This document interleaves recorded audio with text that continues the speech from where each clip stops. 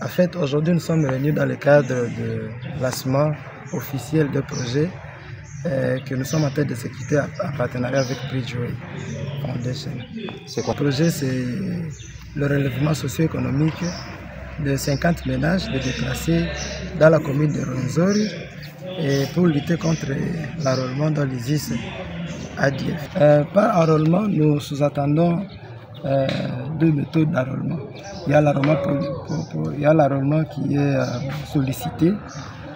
Ça peut être par tromperie de la part de l'ennemi pour leur fournir par exemple de l'emploi, mais aussi il y a l'enrôlement forcé de la part des ennemis. Maintenant, nous voulons mettre à garde la population par rapport à ce genre de pratiques qui, s'ils ne sont pas bien informés, ils peuvent mordre à la maison. L'opinion publique, il y a une confusion.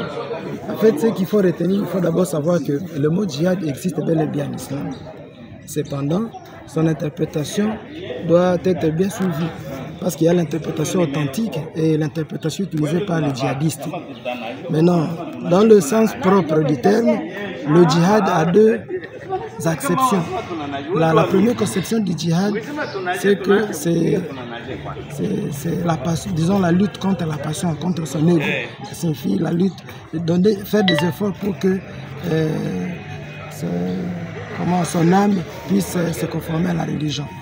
Alors que dans le deuxième sens, c'est la guerre légitime que l'islam a prônée, mais a défini dans le contexte de la révélation du Coran depuis l'histoire jusqu'à aujourd'hui.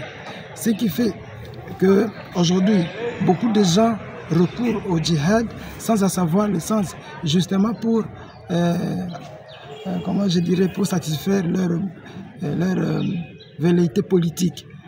En fait, il n'y a pas de connotation entre la religion et la politique. C'est ce qui fait que beaucoup de gens utilisent ce concept dans ce sens-là.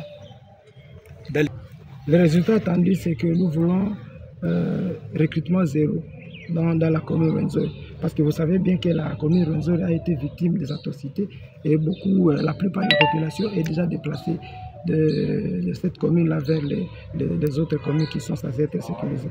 Et la petite population qui reste là est aussi composée de déplacés. Alors nous avons besoin que ces populations qui sont déjà vulnérables économiquement ne puissent pas être tentées d'être enrôlées dans l'ISIS. 50 ménages, c'est suffisant pour vous? Non, 50 ménages ne sont pas suffisants. Justement, dans le projet, on agit par rapport à ces possibilités. Et c'est pourquoi nous sollicitons les bailleurs de fonds de pouvoir, s'ils trouvent important, ces projets ici, de pouvoir élargir les champs à terme de cibles.